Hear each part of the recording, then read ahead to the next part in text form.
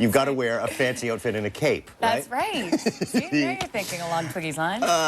Okay. Thank you, Lindsay. I'm going to hold this up, and maybe we can zoom in on it, maybe we can't.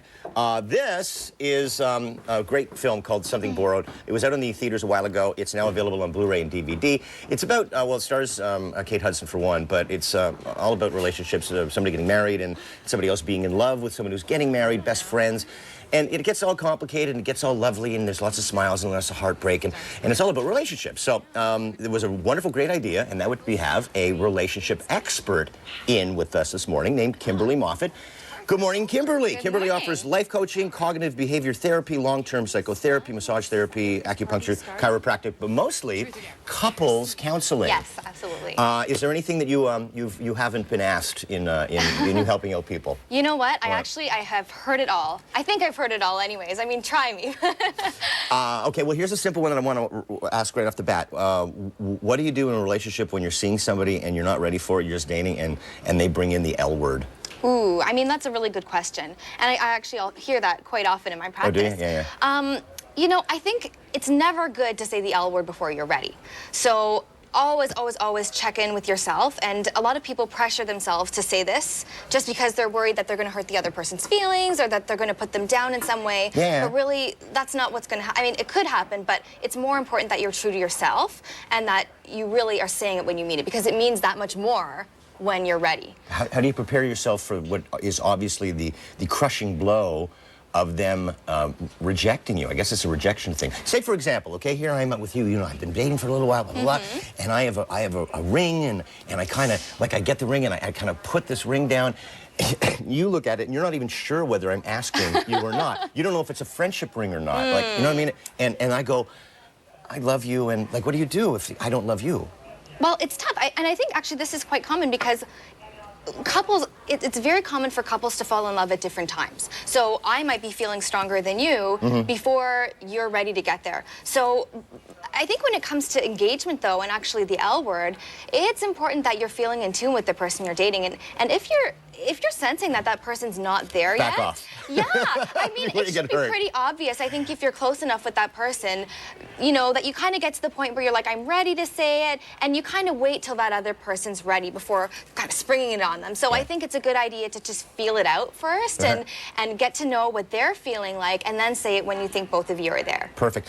Kimberly, I just wanted to say to other folks right now, Kimberly will answer, hopefully we'll get to your questions. Send them into contest at CP24.com, and we'll put the Something Borrowed DVD up for grabs for you. So get them in, do it now. Kimberly's going to stick around for a while.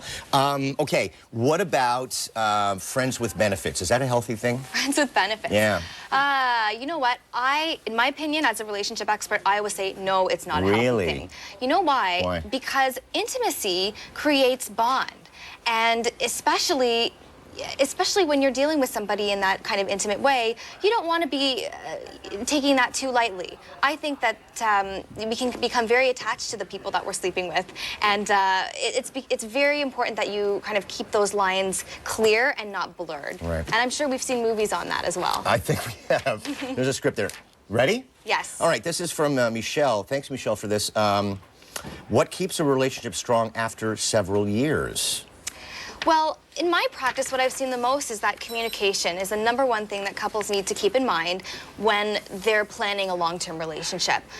Oftentimes when we see couples having problems down the road, it's because of lack of communication.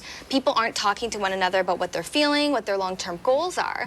And I mean, whether it's with the help of a therapist or you're just like meeting every once in a while to talk about things that are bothering you, this is so key. And I think the strongest married couples out there will tell you that they really talk to one another. They go for dinner, they have these conversations, and they really enjoy spending time together. But I guess you found in your practice in psychotherapy that it's a safe zone. You can actually qualify it that way. Things that wouldn't be said when you're together because it might go somewhere else, escalate somewhere else.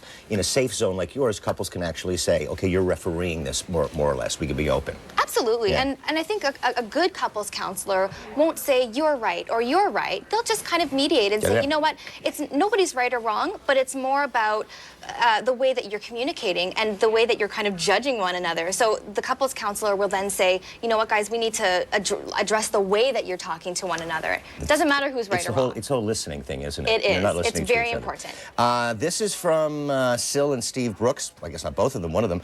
We've been married for 17 years. For the past 5 years, I've not felt any emotion from my husband. Sorry, I shouldn't have said that. How do you get the spark back, or when it's gone, is it really gone? Well, this is something that I see quite a bit as well. Yeah. You know, when you've been married for a long time, sometimes you can lose that spark. And marriages tend to kind of go up and down over the course of years.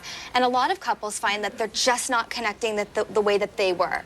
And what I find most often is that when the best way to actually kind of get around this is to create long-term goals for yourself. So oftentimes we get lost because we don't have anything that we're looking forward to or goals that we're feeling connected about. So sit down with your partner and start thinking about, what do you want to do in the future? Do you want to take a trip in the next 10 years? Do you want to travel the world together? Have a benchmark that you're heading towards. Absolutely. So really get excited about your life together. And these are the things that I find really bond couples together. Incredibly, sage advice that way. I keep thinking about it. It is people that they just don't talk to each other, and there's no way for them to communicate. But what about that thing where they actually have said that this can't be helped? Is there a point where they can actually say this is not going to? What's it called? The term is irreconcilable differences. Does that really exist?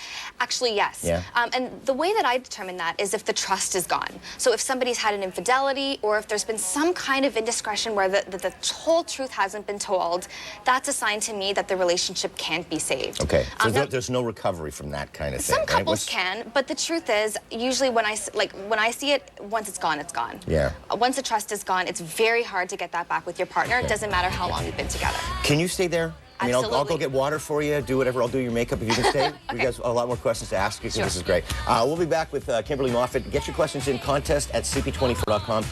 Problems with your relationship, somebody else's relationship, be a friend. Offer some advice through Kimberly. We'll be back in a couple at 7:15. This is CP24 Breakfast. Good morning.